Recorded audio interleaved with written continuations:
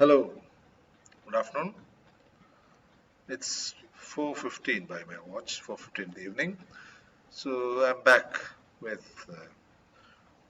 a discussion on social linguistics. So social linguistics is probably the first important branch of linguistics we should be looking at, right? So what exactly is social linguistics? The name would tell you that it's a branch of linguistics which studies language in society. So we know already that language is a social phenomenon. We know that. Language is something which is used by people. So it's a social phenomenon. But we are not looking at the technical aspects of language, what constitutes language. Instead, we are looking at how language is used in society. What are the issues that are involved in the use of language in society? Okay, all right. So one of the first issues uh, we would be talking about in social linguistics is who uses language and who uses what kind of language. Okay, so we do know that what we call a single language, let us say Malayalam, is not used in the same way by different people who constitute what we call Malayalis, a group of people speaking a language called Malayalam. Why?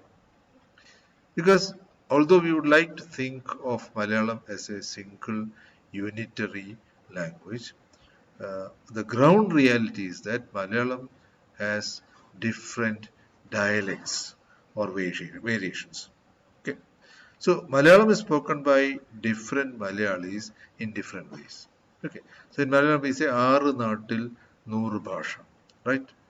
So if this is the case, if it is the case that language is spoken by Malayalis in different ways, different Malayalis speak language in different ways, how do they differ in their speech? So one way they differ is in being people from different areas of the Malayalam speaking territory. Okay, so we have regional dialects. So we have a different Malayalam in Kozhikode, another one in Kasaragod, yet a third in Kochi, and yet another one in Thiruvananthapuram, and so on. Okay. So language differs regionally. So it's not the same language you are talking about basically when you are talking about Malayalam as it is spoken in Kozhikode or Thiruvananthapuram. Of course, there is a large overlapping area, which means that is why people understand each other. That's why a person from Kozhikode can understand a person from Thiruvananthapuram. There's a large underlying core of language. Okay, but there are also differences, regional differences. So this happens because language changes. Language changes from place to place. There are a group of people who inhabit a different territory and who evolve a different kind of language, a different kind of Malayalam or a different kind of English. Okay. Now, region is not the only criterion for uh, language difference. Being or living in a different region is not the only reason why the language you speak, the variant of language that you speak appears different. You also differ in your speech according to the community you belong to. Yeah, especially in a country like India.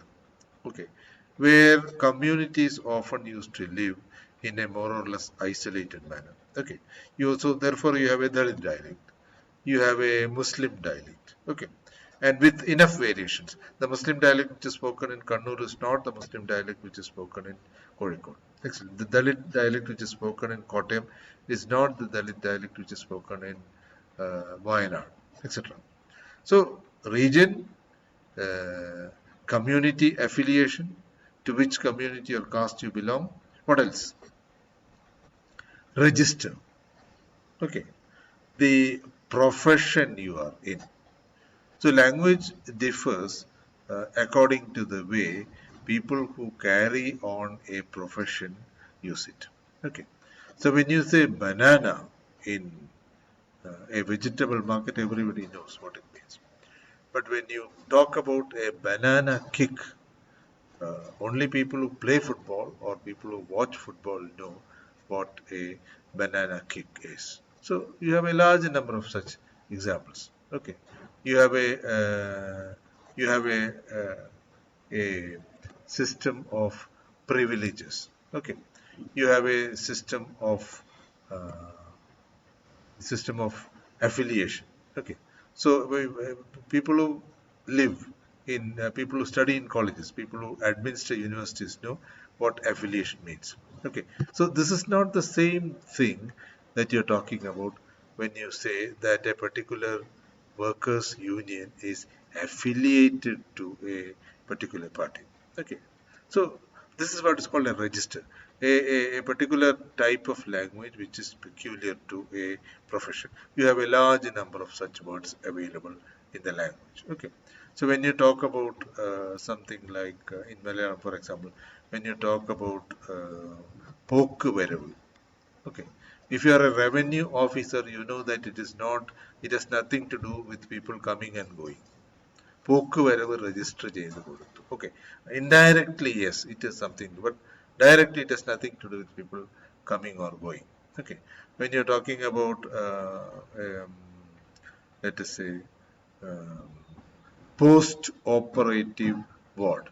Okay, in medicine, in a hospital, it means a place where patients are sent after their surgery at the surgical ward. Okay, casualty. Okay, in medicine, it might mean something. In economics, again, it might mean something else, etc. So these are called registers. Registers are words, groups of words which belong to a particular profession. All right. So this is one thing which is important in social linguistics. Okay. The distinction between different types of language. You can still find more distinctions uh, between the various dialects of a language. How language is divided into various dialects. Okay. Now, what else do you study in social linguistics? You study such things like people's language habits. Okay, there are several people who can speak more than one language. So, if they can speak two languages, you call them bilinguals. If they can speak more than two languages, you call them multilinguals or polyglots, etc. So this is a phenomenon. In some areas, most people would be bilingual. If you take Gujarat, almost all Gujaratis can speak Hindi also. Okay, which is not the case with Malayalam. There are some people who can speak in English too. Some people who can speak in Tamil. But bilingualism is not as universal in Kerala as it is in Gujarat. So by the way people speak, way people are able to speak more than one language. Okay, this is part of social linguistics. Other habits like speaking partly in one language, what we call code switching. So as you are speaking in Malayalam, suddenly you switch over to English. Okay, so you say something like, ഇതൊന്നും നടക്കാൻ പോകുന്ന കാര്യമല്ല. It's not possible, you know. So you mix Malayalam and English. This is called code switching. Suddenly you switch from code switching. You can also mix codes, languages. So you can say something like, yeah, പണി കിട്ടും എട്ടിന്റെ പണി, you know. എന്ത് എട്ടിന്റെ പണി? I mean is, don't say it is work of 8. എട്ടിന്റെ പണി. The work of 8.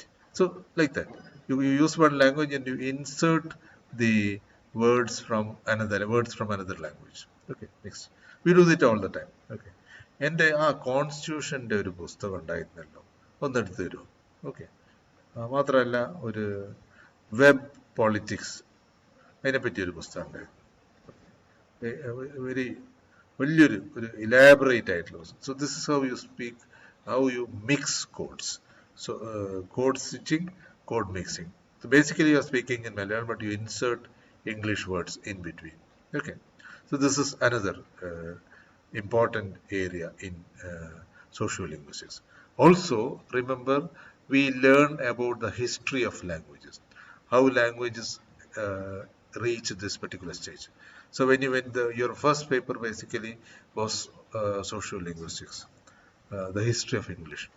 We are looking at it. Although we studied other things like structure, we are basically looking at how English arrived, how English descended from the first the Indo-European family of language, then the Germanic family.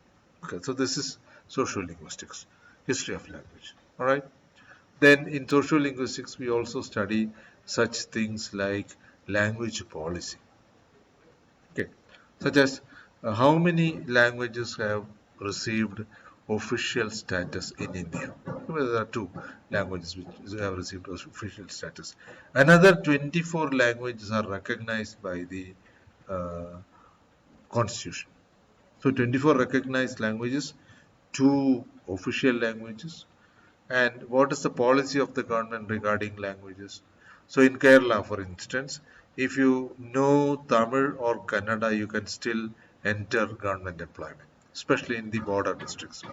So you can say Kerala has an enlightened language policy.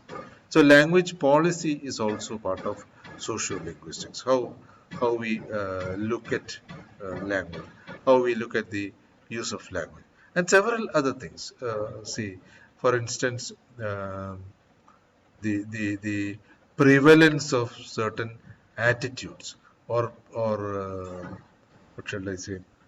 Uh, Certain assumptions, okay, certain prejudices against other languages. Okay, you consider one type of language inferior to another. Okay, for example, you consider one dialect of Malayalam inferior to another. You have the dialect of, you find that the dialect of Malappuram or Kozhikode is looked down upon. Okay, it's considered inferior to the dialect used in Ernakulam, Kochi, or the dialect used in Thiruvananthapuram. So this is attitude, the attitude of the people, the attitude of the general prevailing attitude towards a particular dialect. Okay, and the other things like the various levels of language, such as a formal level of language. Some people speak in a very formal manner. So what is the prevailing attitude? Suppose I say, താങ്കളുടെ കത്ത് എൻ്റെ കയ്യിൽ ഇന്നലെ കിട്ടി, എനിക്കത് വായിച്ചു വല്ലാത്ത നൊമ്പരം വന്നു. Okay, so do I speak like this to you in class? Certainly not. I don't speak like this to you in class. So there is a particular attitude towards levels of formality. I prefer to speak more informally. നിങ്ങളെ കത്തെന്നില്ല കൈ കിട്ടിയിട്ടോ, അതൊരു സാധനം കിട്ടില്ല കത്തന്നെ.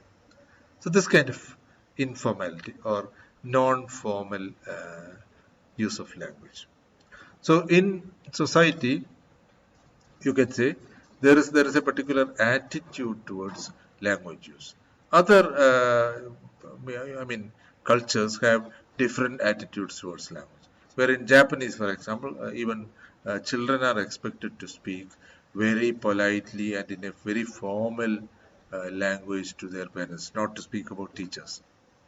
So we have different attitudes towards different levels of formality in language use. Okay, so this itself is an important subject in sociolinguistics.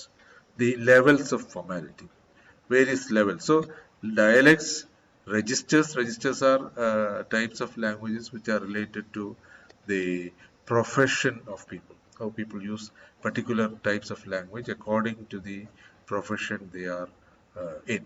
Okay, and then levels, formality, the levels of formality, informal, non-formal, very formal, etc.